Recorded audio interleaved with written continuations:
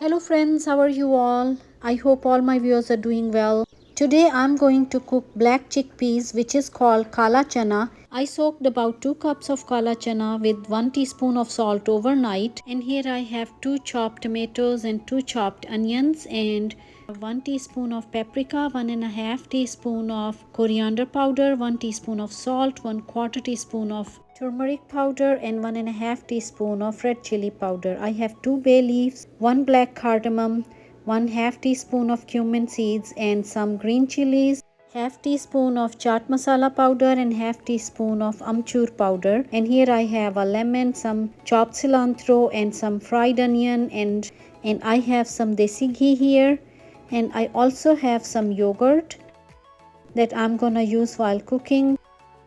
Oh, I forgot the garlic, so I have some peeled garlic cloves. So let's start. First of all, I'm gonna use some oil.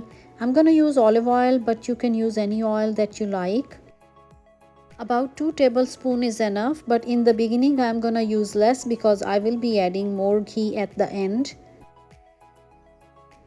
So first of all, I'm gonna add the bay leaves and the cumin seeds and the black cardamom and stir it little bit.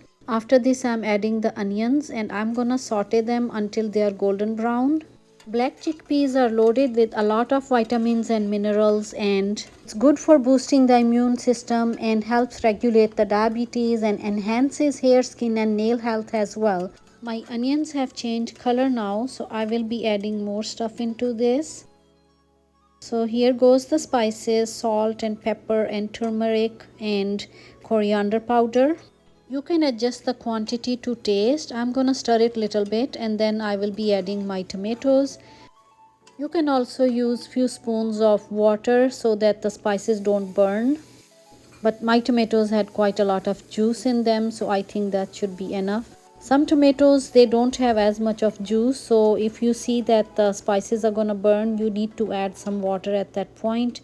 Oh, I forgot the garlic again. Today I'm forgetting the garlic.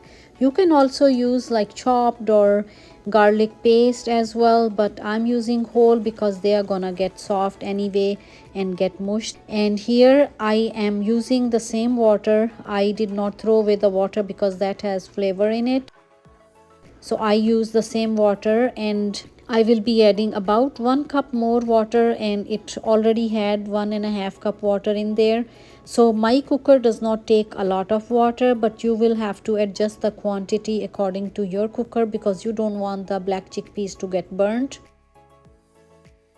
So I have put the cover on and I'm gonna cook it. Once the whistle starts blowing, I will be reducing the heat to medium and I will set the timer to 10 minutes. So I'm gonna let it cook for 10 minutes and it's gonna be ready in 10 minutes. Like the chickpeas are gonna get soft in 10 minutes. Sometimes if your chickpeas are not soaked overnight and you just soak them for few hours, then it will take longer. Sometimes it can take half an hour to 1 hour to get them properly cooked. But since my chickpeas were soaked overnight, 10 minutes are passed and I'm opening the pressure cooker. You have to be very careful and make sure that all the steam is out before you open the pressure cooker.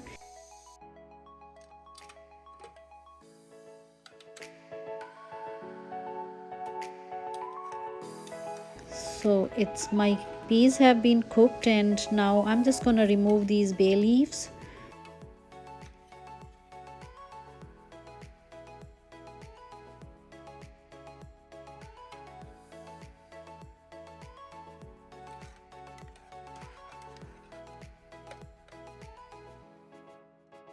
I also have to remove the black cardamom.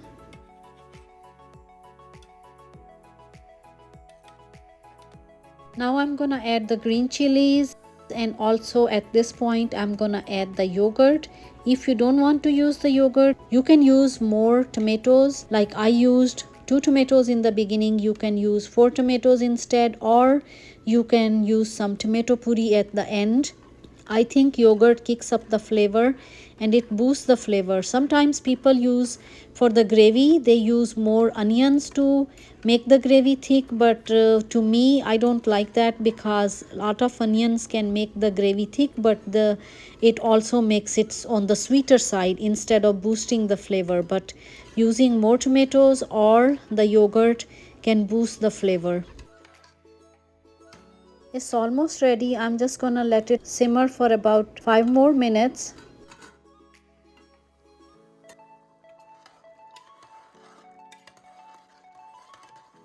So it's ready for the final touch now. I'm gonna add the remaining ingredients, which is chopped cilantro and amchur powder and garam masala powder. This is gonna enhance the flavor.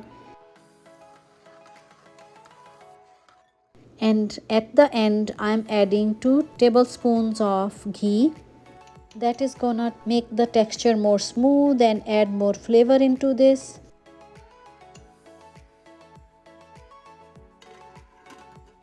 Sometimes people do tadka at the end, but I think I do not need to do that. I show you the final look. So you can serve it with roti, naan, paratha or rice as well.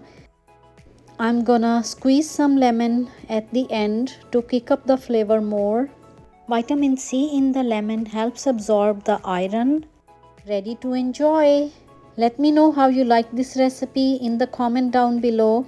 Remember to hit the like button and subscribe to my channel and keep smiling. Bye for now.